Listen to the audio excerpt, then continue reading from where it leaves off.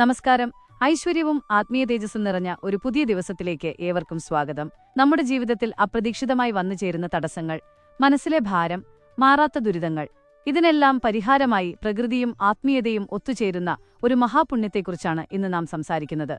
ഒരുപക്ഷേ നിങ്ങളുടെ ജീവിതം തന്നെ മാറ്റിമറിക്കാൻ പോകുന്ന ആ ഒരു ആത്മീയ നിമിഷങ്ങളിലേക്കാണ് നിങ്ങളിപ്പോൾ പ്രവേശിക്കുന്നത്.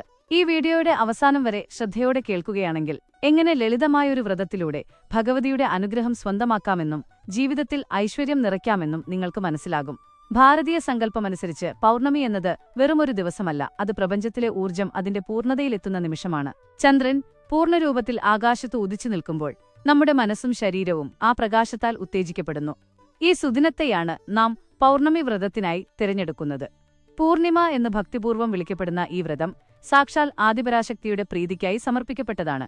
നമ്മുടെ മുജ്ജന്മ പാപങ്ങൾ കഴുകിക്കളയാനും ജാതകത്തിലെ ദോഷങ്ങൾ മാറ്റാനും ഇതിലും വലിയൊരു ഔഷധമില്ലെന്ന് ആചാര്യന്മാർ പറയുന്നു. ഒരു കഥയിലെന്ന പോലെ നമുക്ക് ഈ വ്രതത്തിന്റെ വഴിയിലേക്ക് ഇറങ്ങിച്ചെല്ലാം. പൗർണമി വ്രതം എങ്ങനെയാണ് അനുഷ്ഠിക്കേണ്ടത്? അത് കേവലം ഭക്ഷണം ഉപേക്ഷിക്കലല്ല, മറിച്ച് മനസ്സിനെ ഈശ്വരനിലേക്ക് അടുപ്പിക്കുന്ന ഒരു പ്രക്രിയയാണ്. പുലർച്ചെ ബ്രാഹ്മമുഹൂർത്തത്തിൽ, അതായത് സൂര്യോദയത്തിന് ഏകദേശം 1.5 മണിക്കൂർ മുൻപെങ്കിലും നിങ്ങൾ ഉറക്കമുണരണം. ആ സമയത്തെ വായുവിനും അന്തരീക്ഷത്തിനും ഒരു പ്രത്യേക ജീവചൈതന്യമുണ്ട്. നമ്മുടെ ശരീരത്തിലെ കോശങ്ങളെ ഉത്തേജിപ്പിക്കാനും പുതിയ ഊർജ്ജം പകരാനും ആ സമയത്തെ പ്രാർത്ഥനകൾക്ക് സാധിക്കും. ഉണർന്നു കഴിഞ്ഞാൽ ആദ്യം ചെയ്യേണ്ടത് വീടും പരിസരവും വൃത്തിയാക്കുക എന്നതാണ്. ഐശ്വര്യദേവതയായ മഹാലക്ഷ്മി കടന്നുവരുന്നത് ശുദ്ധിയുള്ള ഇടങ്ങളിലേക്കാണ്. അതിനുശേഷം ശുദ്ധിസ്നാനം കഴിഞ്ഞ് അലക്കി വൃത്തിയാക്കിയ വസ്ത്രം ധരിക്കണം. ഇവിടെ പുതുവസ്ത്രം എന്നതുകൊണ്ട് ഉദ്ദേശിക്കുന്നത് പുതിയത് വാങ്ങണമെന്നല്ല, മറിച്ച് ശരീരത്തിനൊപ്പം മനസ്സിനും ശുദ്ധി നൽകുന്ന വൃത്തിയുള്ള വസ്ത്രമാണ്.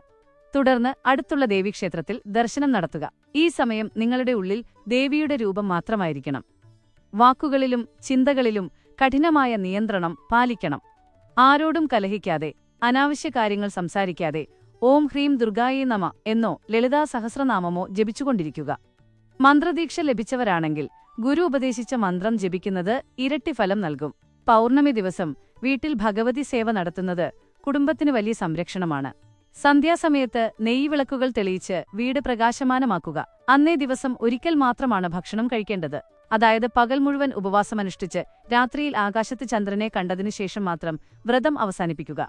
ഇങ്ങനെ വ്രതമെടുക്കുന്നവർക്ക് ചന്ദ്രദശയുടെ ദോഷങ്ങൾ മാറിക്കിട്ടും. മനസ്സിന് അമിതമായ ഉത്കണ്ഠയോ വിഷാദമോ ഉള്ളവർക്ക് ഇത് വലിയ ആശ്വാസമാണ് നൽകുന്നത്. വിദ്യാർത്ഥികൾ ഈ വ്രതം അനുഷ്ഠിച്ചാൽ അവർക്ക് വിദ്യാലാഭവും ഏകാഗ്രതയും വർദ്ധിക്കും.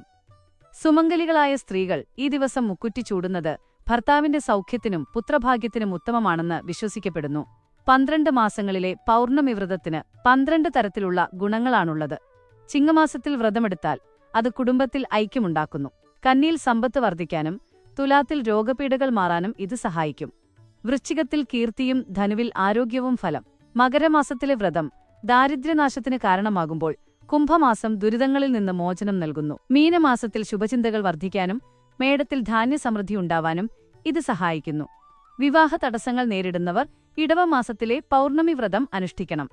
മിഥുനത്തിൽ പുത്രഭാഗ്യവും കർക്കടകത്തിൽ സർവ്വ ഐശ്വര്യവുമാണ് ഫലം.